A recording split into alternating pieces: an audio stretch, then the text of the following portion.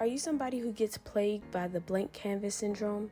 If that sounds like you and you have to chug a Red Bull to get yourself through the project, then you need to keep watching because I'm going to show you how to get inspiration for all of your projects and never have to go through this again.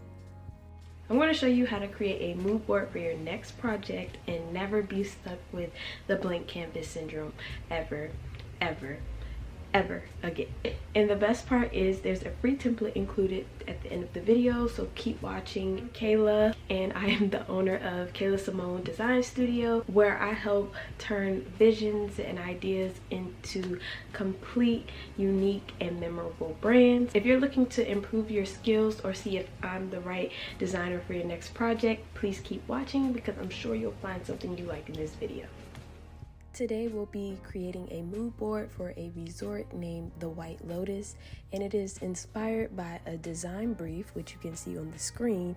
Please give them a follow so you can also get access to the briefs that they post. It's really great for expanding your skills as a designer. Now, when I'm gathering inspiration, I like to include photography, topography, color palettes, packaging, and illustration examples for all of my mood boards. My go-to source for finding inspiration is definitely Pinterest, but I also like to go on Behance and Dribbble to get some other ideas and sources of inspiration. Once I have all of my inspiration gathered, I like to download all the images to a folder on my computer and we'll save that for later. Next, we'll go into Illustrator and open up the template that will be linked in the description down below, so go ahead and download it.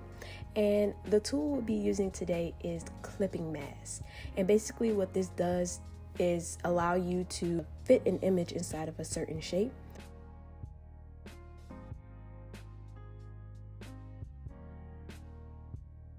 So the first thing we're going to do is arrange our image behind the shape, and you're going to right click the image and click arrange and then send to send behind. And then we're going to select both the shape and the image, right click both, and we're going to select Clipping Mask, and we're done. So we're just going to repeat this for all of the images. I do a 3x3 square, but feel free to add more or less, however you see fit. Make it work for you.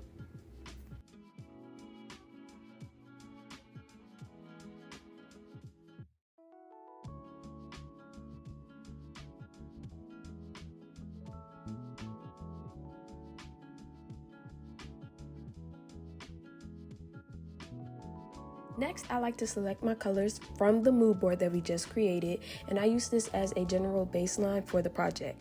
My clients are very aware though, when we start the project, that final color palettes are subject to change and may be different from this initial color palette that I generate. But this is a great start, and it is the first resource that I use when creating color palettes. Before I go on a color palette generator, I like to play around with these and then maybe go on coolers.co, I believe, to find other colors that may work well with the palette. Now the final part is to add brand words, and I like to include this as a guideline for myself so I remember the overall feel that this brand is trying to achieve, and I don't go too off the rails when it's time to actually get to designing. And that's everything you need to create a complete and cohesive mood board to begin your projects and wow your clients.